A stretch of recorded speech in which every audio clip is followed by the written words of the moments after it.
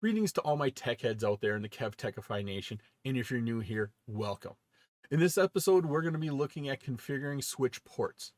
We'll be discussing duplex communication, configuring switch ports at the physical layer, Auto-MDIX, switch verification commands, network access layer issues, and finally, interface input and output errors. This episode is part of my series on switching, routing, and wireless essentials. I'm Kevin here at KevTechify. Let's get this adventure started.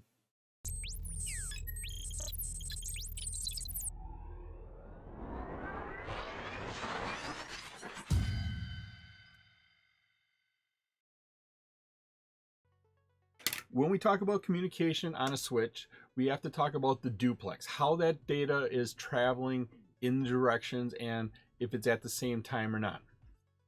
We can either have full duplex or half duplex.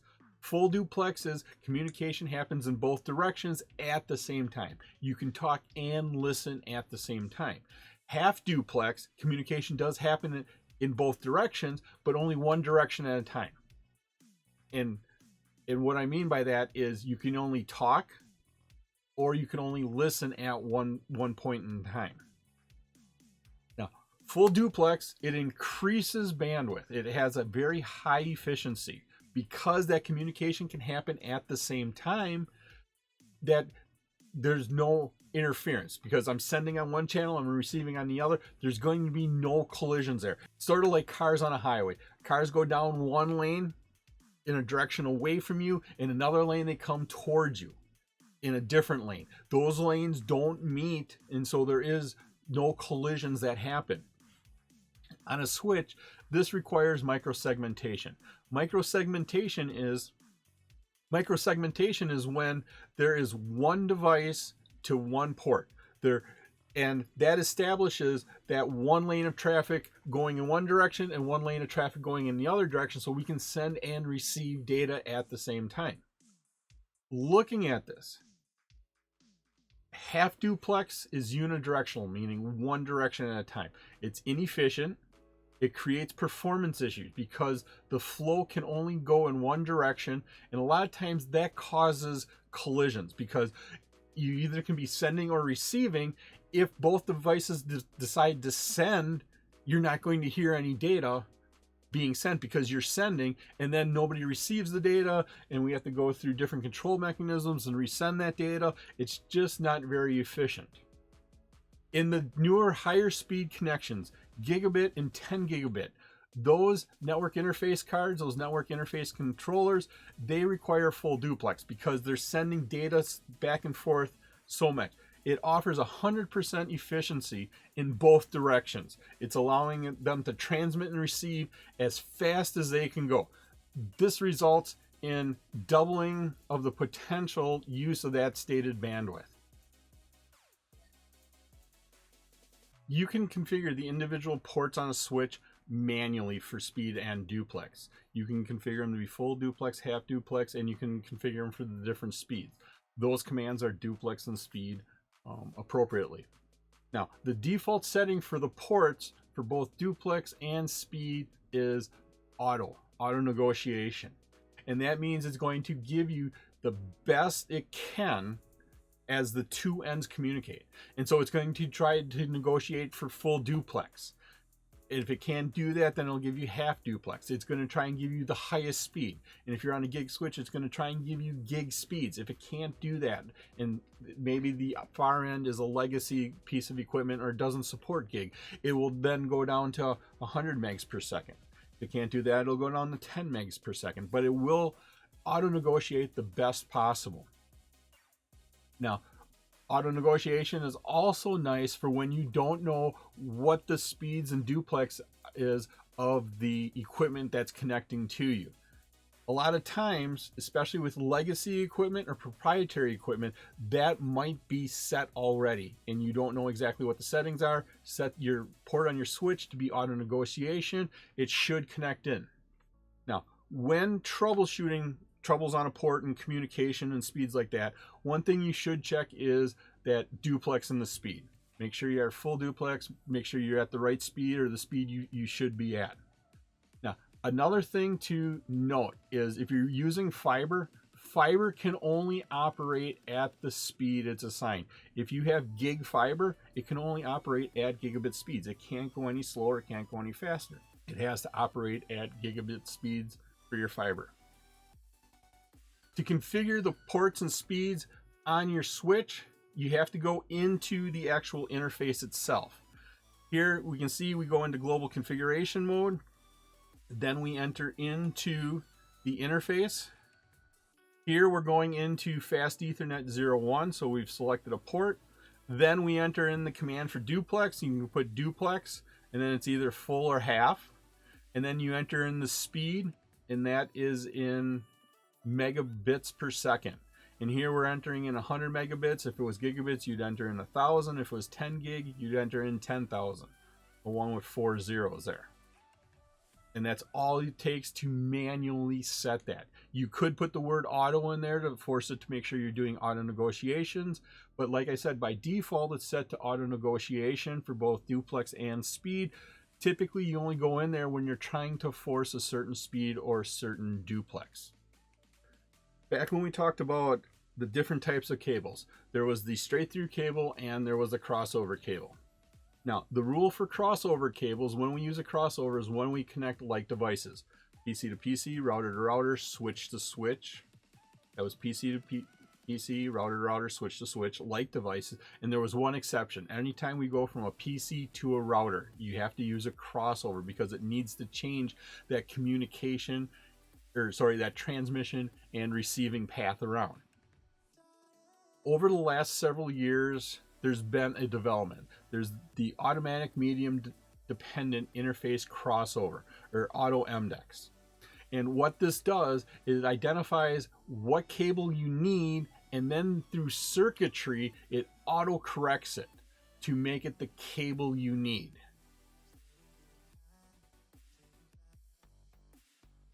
Now, when you use the Auto-MDIX, you can use any type of cable you want, meaning straight through or crossover, anywhere you want. There are a couple things to pay attention to. There seems to be a limitation at about 14 corrections using Mdex for cables.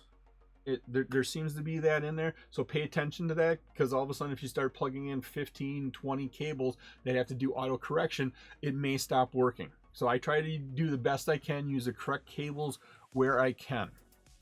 Now, once again, if you don't have a switch that has this Auto-MDIX feature on it, you have to use a crossover cable when you're connecting PC to PC, router to router, switch to switch, and a router to PC. Otherwise, it's a straight through cable for everything else. In a production environment, 95% of your cables are all going to be straight through, and crossover cables is just going to be a handful of cables there. And so what a lot of people do is they buy just straight through cables for everything and then rely on the Auto-MDIX feature to supply that crossover feature. One thing to note about the Auto-MDIX is the interfaces, the speed, and the duplex must be set to auto negotiation. That needs to be set to auto negotiation for Auto-MDIX to work, because it's going to auto negotiate those connections. Now, Auto-MDIX is not only found on switches, it's found on routers, most PCs, most network interface cards that have been produced in the last 10 years have this feature on them. And so it'll go through and it'll correct for the cable you need in the area or it'll correct for the cable that you need for your particular application. Now, if you want to look at the Auto-MDIX features on the switch for a particular port, what you use here is the show controllers Ethernet controller with the PYH keyword at the end, the physical keyword at the end. That will give you information about the port and its Auto-MDIX features. If you like this episode on configuring switch ports and you get value out of it, and depending upon the platform you're using, please click that like button, give a 5-star rating, leave a comment. Doing this supports the channel, which in turn helps me bring you more great content. Subscribe to my channel and click that notification bell. You can visit my website at KevTechify.com. for all of my details and how to get these episodes in video and podcast form. As you work on configuring your switches, you're going to go through, do all the configurations. You're going to want to go back and verify your settings.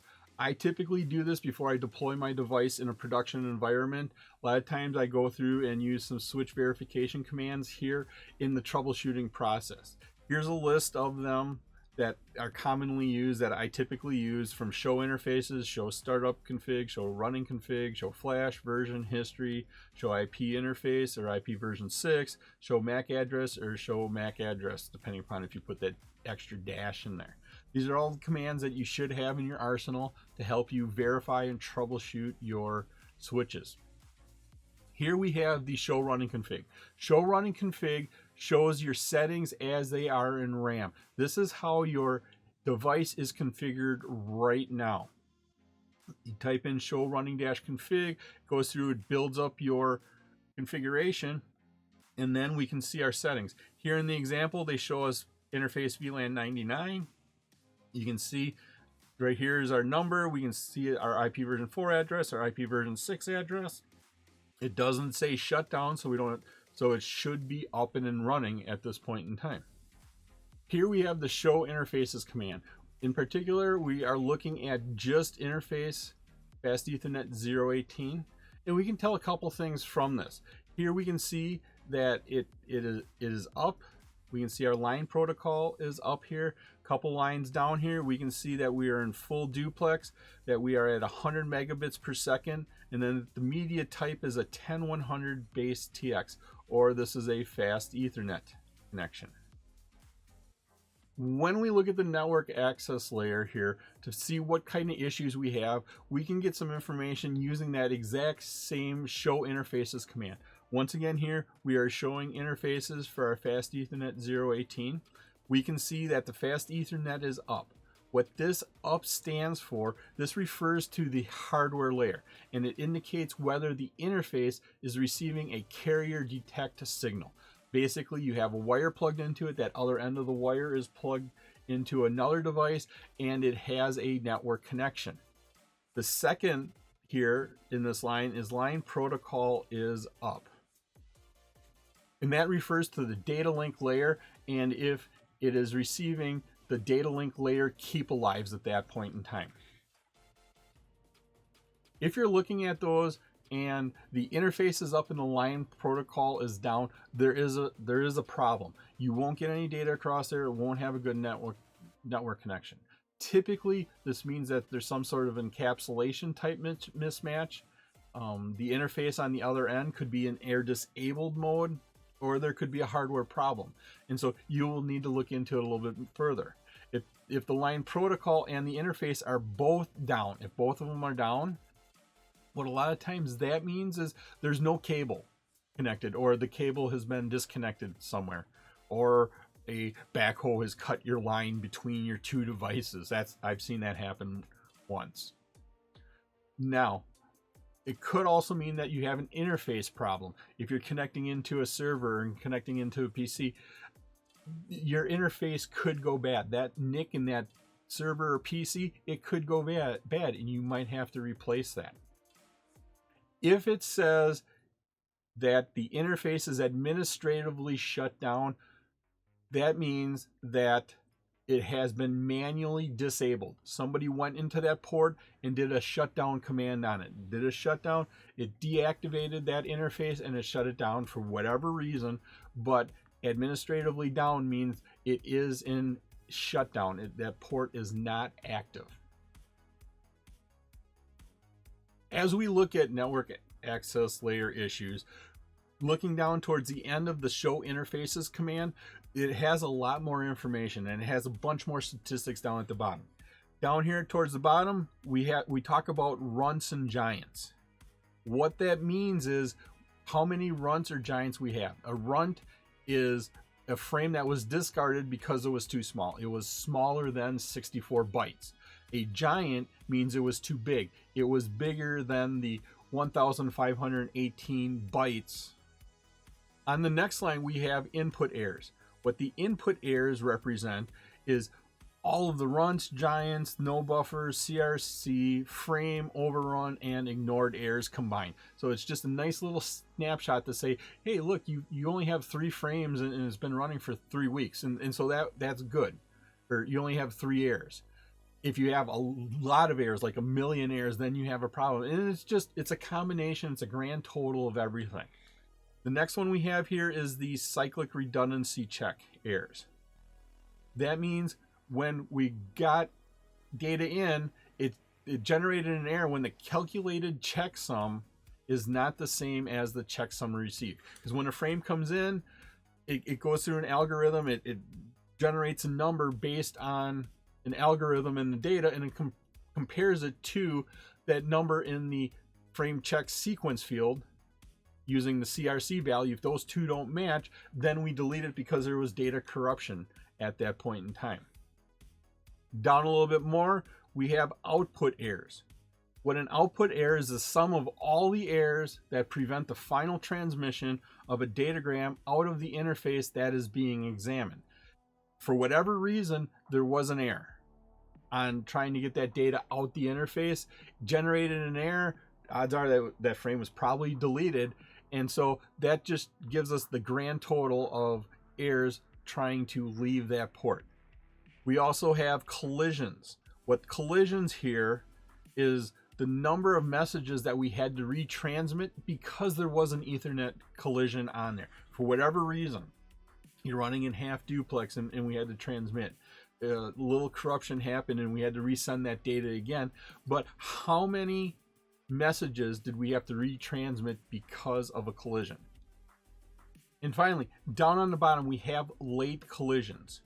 And what a late collision is a collision that occurs after 512 bits of the frame has been transmitted.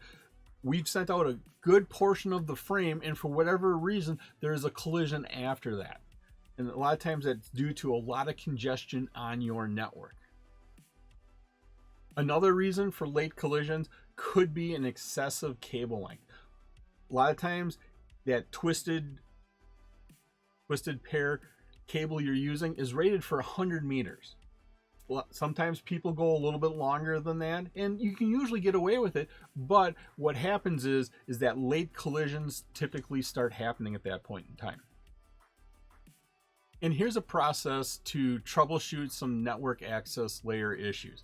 This is by Cisco, and there's a couple parts in here I may disagree with a little, but to start off with, we do a show interfaces.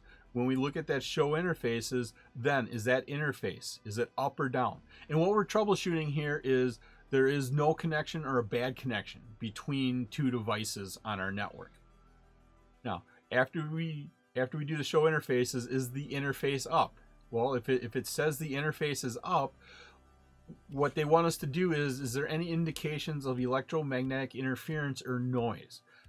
Out on the floor, is there something that's causing electromagnetic interference? Typically, these are electric motors, these are ballastas and fluorescent lights that cause this. This could be just a run of electric wire that generates this field. If you run your cables next to or on top of conduit that has electric cables in there, you will get some issues. And I love that it says, if yes, remove the sources. Odds are you can't move the sources. What you're going to have to do is probably move your cable. Make sure it's suspended on the ceiling. Move it as far away from the electric fields as you can. Sometimes, like in a machine shop that has lots of machinery, you can't get away from it. You're going to have to do that because you have to run a cable to that CNC lathe out there, but that CNC lathe has a huge motor in it generating a lot of electromagnetic interference, and you just can't get away from it. Then you either look at using shielded twisted pair, or because the prices have come down a lot in the last several years, a lot of companies go and use fiber optics at that point in time. Fiber optics is not affected by EMI at that point in time. It also says verify duplex is set properly on both ends. Now, if your interfaces aren't up, verify proper cables. Make sure you have the proper cables in there. Check cables and connectors for damage. A lot of times this happens if you run cables across the floor. Sometimes you quickly run a cable and it goes across the floor. You throw a carpet over it, but over time, people walking across it, they wreck that cable. Verify that the speed is set correctly. The one thing I think they're missing here is make sure the cables are pushed all the way into the ports. I've seen that where for whatever reason the cable is just out a little bit, a quarter of an inch or something like that, or somebody disconnected it and it doesn't make that connection. And so I think if your interface isn't up, make sure your cables are in. And then after you answer the question, is the interface up? Yes or no? They come down there. Is the problem solved? Yes, you're done. No. I love that it says document and escalate the issue. For me, I would go and I would troubleshoot a little bit more. I would go and I would look for more solutions, more problems in the process, re-examine the physical wires a lot more, make sure they're all good. I'd look at the settings. I'd go and I'd try this over and over again. But eventually at some point in time, you're going to have to either replace the wire that's causing you problems, or like it says, escalate it, and then the next people in the process can take care of the problem. It was my pleasure to provide you with this wonderful episode on configuring switch ports. If you like this episode and you got value out of it, and of course, depending upon what platform you're using, please click that like button, leave a 5-star rating, leave a comment. This all helps me bring you more great content. Please take a minute to subscribe to my channel.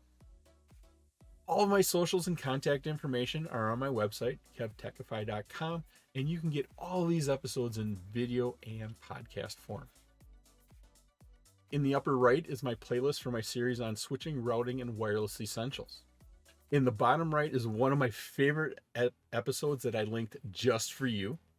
Thank you so much for watching this episode of my series on switching, routing, and wireless essentials. Once again, I'm Kevin. This is KevTechify. I'll see you next time for another great adventure.